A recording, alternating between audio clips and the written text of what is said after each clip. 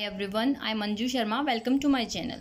आज हम बात करेंगे फ्रंटल लोब लीजन के बारे में। मैं ऑलरेडी वीडियो बना चुकी हूँ जिसमें हम हर लोब डिस्कस कर चुके हैं। ठीक है, तो ये बहुत ही ब्रीफ वीडियो रहेगी फ्रंटल लोब लीजन के बारे में। ठीक है, फ्रंटल लोब लीजन जानने के लिए हमें पता होना चाहिए कि फ्रंटल लोब के पार्ट्स क्या होते हैं, उनके फंक्शंस क्या होते हैं। ठीक है, यहाँ हम ब्रीफली टच करेंगे so that you can revise it very well.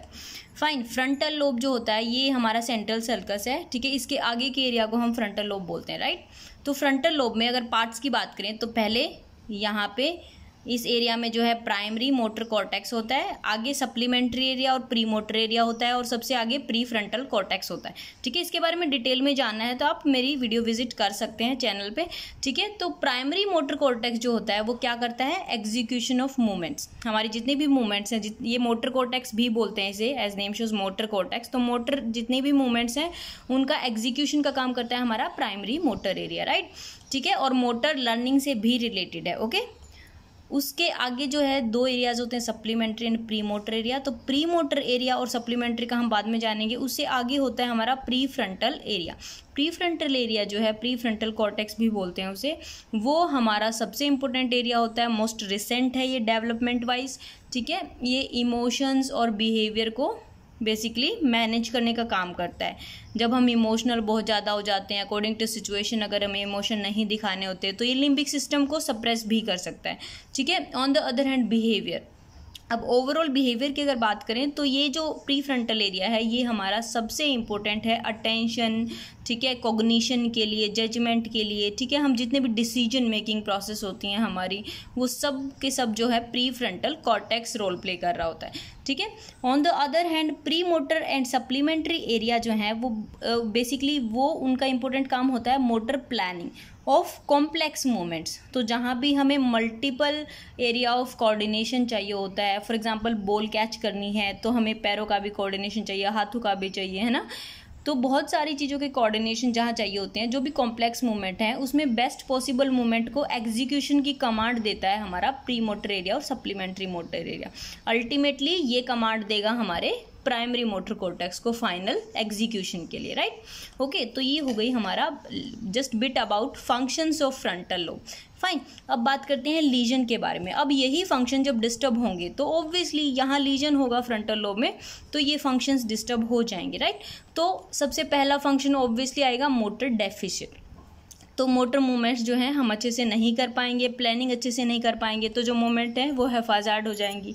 ठीक है, ऑन द अदर हैंड एक हमारा जो सेरिब्रम होता है ये बेसिकली नीचे जो एरियाज ब्रेन स्टेम में होते हैं मोटर मूवमेंट्स के लिए, उनको इनहिबिट करने का काम करता है ताकि वो ओवर मूवमेंट ना कर पाएँ। जैसे टोन है फॉर एग्जांपल, तो वो हाइपरटोनिया ना हो तो वो उसे इनहिबिट कर रहे होते हैं ब्रेन स्टेम के एरियाज को। ठीक है, बेसिकली मूवमेंट्स जो हैं वो ओवर एग्जीग्रेटेड मूवमेंट्स ना हो। तो नॉर्मल मूवमेंट तभी हो पाती हैं जब सेरिब्रम उन्हें इनहिबिट करता रहता है।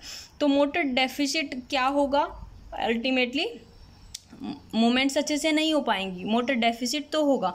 बट टोन की अगर हम बात करें तो हाइपरटोनिया होगा एट रेस्ट, हाइपरटोनिया, क्योंकि इनहिबिशन कट जाएगा। ठीक है, unable to react based on past experience, क्योंकि primary motor cortex motor learning से रिलेटेड है। तो बेसिकली जो मूवमेंट से रिलेटेड लर्निंग है कि कुछ ऐसा मैंने किया था तो ऐसा हुआ था, उसके अकॉर्डिंग हम मूवमेंट को प्रिवेंट करते हैं, वैसी मूवमेंट रिपीट नहीं करते। बट यहाँ पे क्या होगा, मोटर लर्निंग नहीं होगी, जिसकी वजह से will be enable to react based on past experience. तो पीछे अगर हमारी कोई मूवमेंट होने से हमें कोई हर्ट हुआ है कुछ भी, तो हम वो रिपीट नहीं करते। बट यहाँ ऐसा कुछ नहीं होगा, यहाँ हम रिपीट करेंगे। Okay, then the most important prefrontal cortex behaviour के लिए रिस्पॉन्सिबल होता है। तो जब इंजरी होगी उस प्री फ्रंटल एरिया में, there will be decrease concentration, concentrate नहीं कर पाएगा, डिक्रीज जजमेंट। फॉर एग्जांपल एक बॉल को कैच करना है तो हम जज नहीं कर पाएंगे कि ये बॉल कब कितना टाइम लगाएगी हमारे हाथ तक आने में। तो हर मूवमेंट को हम जज नहीं कर पाएंगे। फॉर एग्जांपल एक कप उठाना है, या मैंने पेन पकड़ रखा है, गिर गया है, ये उठाना है मुझे, तो मैं जज नहीं कर पाऊंगी कि मुझे यहाँ जाना है, यहाँ जाना है, यहाँ जाना है। ठीक है, तो बेसिकली जजमेंट लॉस्ट हो जाती है। इर्रेस्पॉन्सिबल बिहेवियर, ठीक है, जो पहले लोग रेस्पॉन्सिबल थे, अगर उन्हें फ्रंटल एरिया में हर्ट होता है, कोई इंजरी होती है, तो इर्रेस्पॉन्सिबल बन जाते हैं वो, ठीक है। And changed social habit, socially बहुत ज़्यादा रिस्पॉन्सिबल बनता है, बहुत अच्छे से बात करता है, इंटरेक्ट करता है, तो कभी कभी वो जो सोशल हैबिट्स हैं वो बिल्कुल रिवर्स हो जाते हैं अगर फ्रंटल एरिया में कोई इंजरी हो जाए तो, ठीक है। एक फिनियस गेज के नाम से आपने सुना होगा, फिनियस गेज, जिसे बेसिकली एक रोड, वो बेसिकली कंस्ट्रक्शन वर्कर था, इस तरीके से उसके रोड पंचर होती है और यहाँ से निकल जाती है फ्रंटल लोब से, इस तरीके से बाहर निकल जाती है, ठीक है, उसे फिनियस गेज बोलते हैं। तो बेसिकली क्या होता है कि फ्रंटल लोब इंजर हो जाता है तो उसकी वो बिल्कुल रिस्पॉन्सिबल बंदा था और वो बिल्कुल चेंज हो जाता है, ठीक है। वो अकेला सर्वाइवल वाला बंदा था, इसलिए बहुत फेमस है फ्रंटल लोब इंजरी के नाम से, फिनियस गेज, फिनियस गेज, ठीक है, ओके। तो ये हो गया हमारा बिहेवियर वाइज, ठीक है। अब इसकी फ्रंटल इंजरी को कई बार ना, ऑब्वियसली फ्रंटल इंजरी जब होती है तो लिम्बिक सिस्टम भी अफेक्ट होगा, क्योंकि बिहेवियर के लिए ये इमोशंस को भी, यहाँ पे जो हमारे मिडल टेम्पोरल लोब में जो हमारे अमिगडाला वगैरह हैं उनको सप्रेस करके रखता है जब भी हमें इमोशंस को नहीं दिखाना होता। तो अल्टीमेटली जब इंजरी फ्रंटल लोब में होगी तो इमोशनल बहुत ज़्यादा होंगे, हम कंट्रोल नहीं करेंगे अकॉर्डिंग टू सिचुएशन, तो इसे बोलते हैं इमोशनल शैलोनेस, ठीक है। मेमोरी और लर्निंग भी अफेक्ट होगी, क्योंकि मेमोरी लर्निंग मिडल एरिया में ही हमारे मेमोरी के सेंटर्स होते हैं, हिपोकैम्पस है जिसको बेसिकली प्रेफ्रंटल एरिया जो है कंट्रोल करता है, ठीक है। तो मेमोरी और लर्निंग भी डेफिशिएंट होते हैं।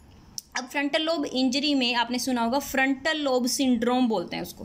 फ्रंटल लोब सिंड्रोम क्या होता है कि जब फ्रंटल लोब इंजरी होती है तो फ्लाइट ऑफ आइडियाज़ होते हैं पेशेंट को, ठीक है। ही कांट बी सीरियस, हमेशा बहुत ओवर एग्जिगरेटेड इमोशनल होगा वो हर सिचुएशन के लिए, ठीक है। Loss of recent memory, okay, frontal lobe syndrome है, loss of recent memory, recent memory नहीं होगी उसकी, अटेंशन डेफिशिएंट होगी, कॉन्सेंट्रेशन डेफिशिएंट होगी, ठीक है। वो ओवर ईटिंग करेगा, ओवर यूरिनेशन करेगा, फिकल मैटर पास करेगा बार बार।